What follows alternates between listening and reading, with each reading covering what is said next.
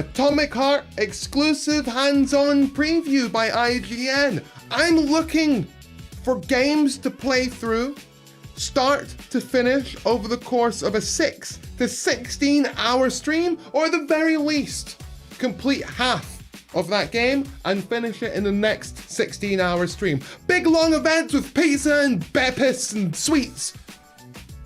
I've heard Atomic Heart might just fit that little description, so let's check out the preview. Well done for making it through that excruciatingly long Atomic intro. Heart wears its influences on its sleeve. It's a graphic first-person shooter packed with superpower-like abilities and owes a lot to classics of the genre BioShock and Half-Life. However, that doesn't mean it hasn't got many of its own unique ideas and surprises also hidden up that same sleeve. And from playing a considerable amount of Mundfish's debut, there's a lot to be excited about. I remember seeing the gameplay for this and thinking, this looks incredible. The frame rate is awful, and seeing the way that thing flew through the air, I am still somewhat worried about that. Does anyone know what engine they're using for this game? Atomic Heart lulls you into familiar territory straight off the bat, albeit in a very unfamiliar world. Its opening takes obvious cues from BioShock Infinite's masterful introduction to Columbia, as you take a leisurely trip. I've still not played through BioShock Infinite. It's on the list for the 6 to 16 hour event streams. I've still not played it. Trip for a peaceful, alternate history Soviet city. Thanks to the big brains at the fictional Facility 3826, robots have been integrated into society and help relieve the public from everyday stresses and labour. The calm is short-lived, however, as inevitably the AI turns not so friendly and the game begins in earnest. From there, I've jumped around to several different points in Atomic Heart to get a proper feel of what it has to offer, consistently being god, dude, look at the animation! Different points in Atomic Heart to get a... For anyone that doesn't really know me, I love slick animation. I'm an immersive gamer. I like to be immersed. I like to be in there. I played Fallout 4, Fallout 3, Fallout VR, Skyrim. I played all these games, no fast travel, because I'm in the world, dude. I'm in there. Two of the core things of making a game immersive. One, you guys got to have weight to him. When I swing my mouse from left to right, I want to feel the weight of the weapon. And two, and also part of number 1.5, if you will, when I'm running, I want my guy to have weight. Like, I don't want to have that thing where, you know, you hit right on the keyboard, or you hit D on the keyboard, and you can't just kind of slide to the side. You know, there's a little slide to the side, just a little bit of this. No, I want when I turn my character around, I want him to go, that's what I want.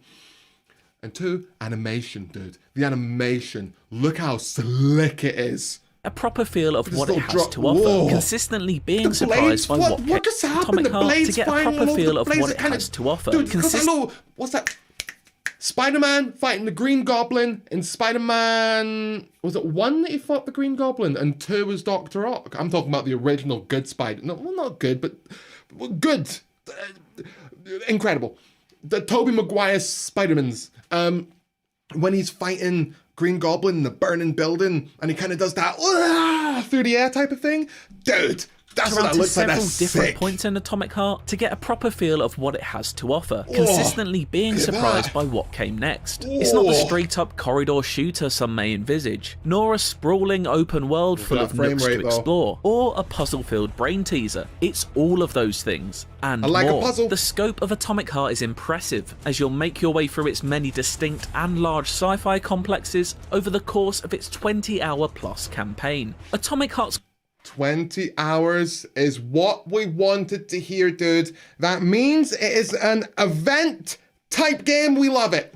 Closest analogue structurally would likely be Halo Infinite, an open world littered with mobs of enemies and linear story dungeons to dip in and out of. These dungeons are where the majority of main missions lie and comprise of learning more about the... Did my mans just say dungeon? Infinite, an open world littered with mobs of enemies and linear story dungeons to dip in and out of. These dungeons are where the majority of main missions lie and comprise of learning more about the facility, the people behind it, and what exactly has gone wrong there. You battle through sections patrolled by rogue AI units before more often than not facing off against a challenging boss. Atomic Heart isn't reinventing. No. No, why? Why? Why would you do this? Oh, I'm not really a fan of dungeons. I'm not really a fan of fight your way to the boss, beat the boss, and then go do it 10 times. But the word dungeon isn't what it used to be. Yeah, that's true. The wheel in this regard, but definitely adds its own flair into the mix. Greetings, comrades, and welcome to the All-Soviet Exhibition Center! What the fuck are you babbling on about?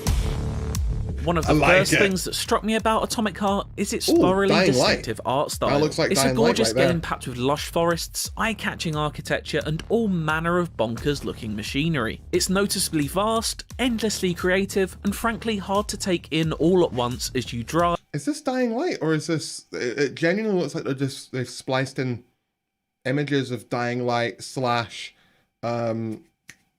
The Last of Us. Zipline, like, swim, creative, tell me, and frankly, tell me that's not... These aren't zombies from... Tell me this doesn't look like the gameplay of Dying Light with the zombies from The Last of Us. To take in all at once as you drive, zipline, swim, and more often than not, run away from killer robots. These robots are each a visual delight to take in, but rarely are you ever given the opportunity to do so, as razor blades, electric pulses, and flying kicks are hurled at you with frightening regularity. They each emphasize the intelligence in AI, never shying away from a very, very, very Dying Light type animation. I'm not saying that's a bad thing.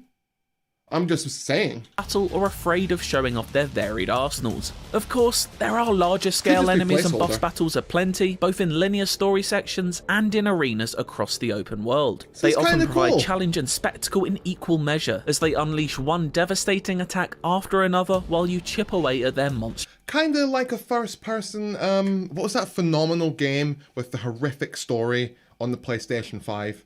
It was I can't remember off the top of my head what it was called. It was that one where you had to dodge all the shots, and it was like I can't remember what the type of game is. A bullet wave type game. I can't remember what it's called, but it kind of looks like one of the boss encounters for that. Health but bars. In first person. Atomic Heart isn't afraid to switch up its combat either, frequently flitting between frantic firefights against onrushing hordes to slower, more deliberate melee duels. It's an exciting way to keep you on your toes, and a testament slower, more... Was that slash on the face there frequently beforehand? flitting between frantic firefights against onrushing hordes to slower, more... Dude, that slash wasn't on the face beforehand. Deliberate melee duels. It's an exciting way to keep you on your toes, and a testament to the work Munfish has done to maintain balance. First and foremost, it's a shooter, and has an impressive collection of firearms to back that up. These range from the relentlessly chattering AK-47... There's a lot going on. ...to heavyweight RPGs. Then there's the more experimental end of the spectrum, reserved for guns that blast out electric bombs, to something that can only be described as a large metal pole that fires out whirling blades that carve up enemies before returning to your hand. On the whole, shooting feels competent, if not spectacular, fitting somewhere in between the rustic feel of Fallout and the snappier gunplay of Call of Duty. I was thinking the shinier interiors do look very Fallout 4-esque. Speaking of your hand, an essential part of the Atomic Heart kit is the glove. A sci-fi piece of Bennett, I do want to play High on Life. That does look really fun. Gear that grants elemental powers, sure. using the electrified shock to halt mechanical foes in their stride before following up with a flurry of bullets is a surefire way of causing a lethal circuit malfunction. Similarly, some of the telekinesis attacks are glorious to wield as you lift a group of enemies into the air before introducing them back to the ground with a violent thud. It's a joy to play with, and even more fun to experiment with. Freezing an enemy before shattering through their brittle metal shell with a massive axe is always a good time. A stellar example of the hand-to-hatchet combat. The animation for this, this might be controversial. Maybe not. very, very much looks like some of it was just pulled and or directly copied from Dying Light, like with no variation to it. Some of it, but obviously a lot of games have got a spin move with an axe, right? A lot of games. Freezing an enemy. But that it's a joy to play with and even more fun to experiment with. Freezing an enemy before shattering How do you vary that? I don't know. through their brittle metal shell with a massive axe is always a good time. A stellar example of the hand-to-hatchet combat is one of Atomic Heart's earliest missions. You're thrown into the deep end as you're taught how to survive in the dark corridors of the facility's many underground labs. Atomic Heart is not an easy game. It has been designed Melee definitely looks much faster than Dying Light though. first and foremost as a hardcore shooter experience. Although difficulty options are available, it doesn't take many hits or kicks from a mustachioed android to take you down. Evading and knowing when to attack takes timing and an ability to learn and read your enemy. Thankfully, more powerful charged attacks are signalled by a glowing red ring moments before impact. Miss it though, and you'll be on the floor scrambling for a health kit. This patient back and forth melee combat will be familiar to anyone who has played almost any action game over the past decade, but nonetheless, it's a surprise to see it pop up in a first-person shooter. It's much less forgiving or quick-hitting as something like Dying Light or Far Cry, instead making each heavy swing meaningful rather than relying on a flurry of hits to get out of a sticky situation.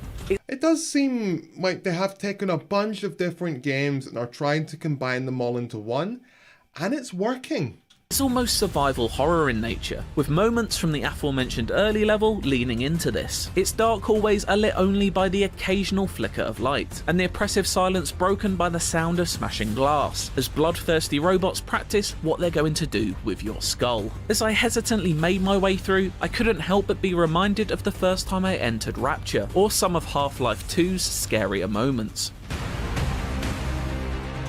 I've never completed Half-Life 2.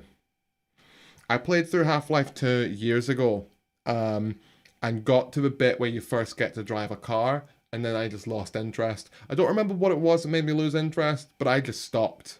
I've been meaning to go back for years. I know that a brand new mod has just released to put Half-Life 2 in VR, like fully in VR.